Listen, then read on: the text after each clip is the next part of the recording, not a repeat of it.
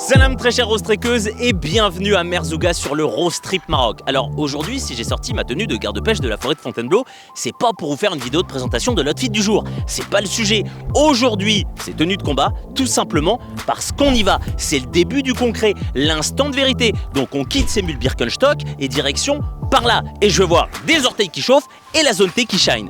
Allez mesdames, régalez-vous. Le Roast Trip Maroc 2024 commence véritablement maintenant. À vos marques. Prêts ? Marchez.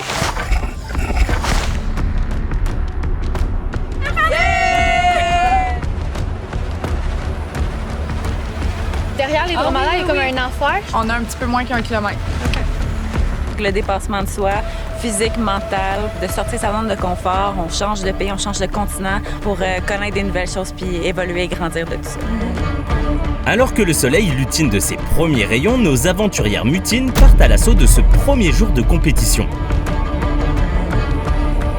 Le Roast Trip Maroc leur offre 3 catégories, découverte, open et open plus, sur lesquelles nous nous attarderons demain. Pour éviter qu'on galère, on se prend un peu la caillasse qu'il y a sur le côté. Sur la droite. D'accord. Voilà. Allez, c'est parfait. Aujourd'hui, voyons comment aiguiller ces panards parmi l'étendue des trajectoires. Car pour avancer, nos aventurières vont devoir se diriger méthodiquement dans le désert. C'est là tout le sel, enfin le sable, du concept développé par Desert Tour pour les événements Roast Trip. Le but du jeu, c'est de trouver des balises en effectuant la distance la plus courte possible. Et le temps n'a pas d'importance. En résumé, la morale de l'histoire, c'est que rien ne sert de courir, il faut s'orienter à point. Précision, lenteur. Oui, lentement et sûrement. Pour cela, 3 précieux alliés, une carte, une boussole et un odomètre, en somme le trio magique de l'évolution désertique. Garder son cap, ça c'est plus. Et ça, c'est ce qui est le plus dur. 1 degré, on peut vite dévier. Nulle gageure hasardeuse pour nos roastrequeuses qui vont ainsi mesurer les distances, déterminer les caps à suivre. On approche une balise normalement, à voir. Et après relief et topographie, ajuster l'itinéraire choisi.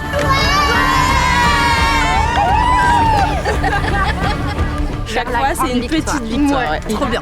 Ouais, c'est génial. Trop bien. Très ludique. Très ludique. On voit pas les kilomètres passer du coup. C'est bien connu, à tout effort son réconfort ou quand la pause salvatrice rime avec point mort. Stoppez le mouvement quelques instants, un ravitaillement et ça repart droit devant. Nos roastrequeuses revigorées entament ici leur 10e kilomètre ensablé. Aujourd'hui, c'est journée d'entraînement où on fait les erreurs à ne pas commettre. Oui. Donc demain, on s'en va, on revient de suite. Préparez le morito.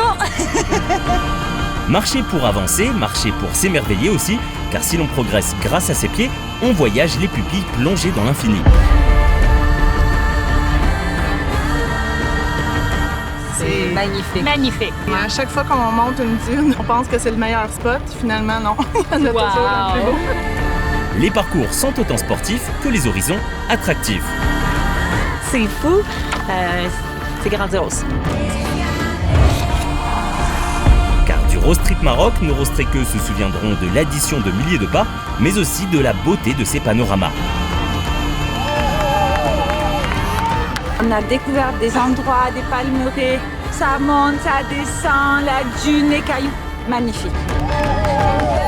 Et ce soir, cap sur l'histoire d'Alexandra de l'équipe 177, pour qui le trek se marche entre filles, oui, mais surtout en famille.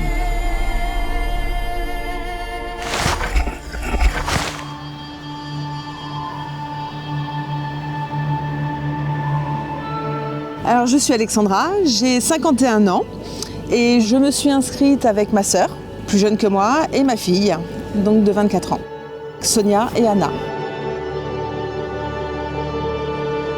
J'ai décidé de le faire en famille parce que je pense que ça a un sens d'être ensemble, de se rapprocher les unes des autres. On n'habite pas très loin de ma sœur et moi, mais la vie fait qu'on s'est peut-être un petit peu éloignés. On va se retrouver dans un cadre, en effet, c'est pas le repas du dimanche, c'est pas le train-train, on va dire, le quotidien.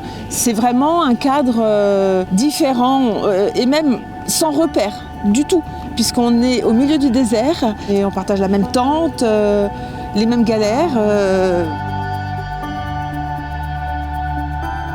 Tu vois, aujourd'hui, je me suis fait une petite entorse.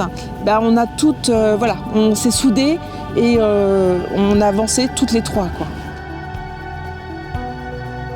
Je les ai aidées le plus que je pouvais. Elles m'ont attendue. Non, c'était vraiment un clan, notre groupe.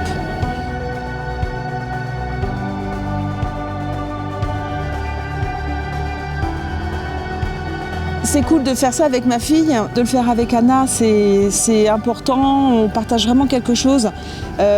Par contre, il faudrait peut-être que je la laisse un peu plus gérer et que je sois moins sur son dos à vouloir la guider en lui faisant des choses ici.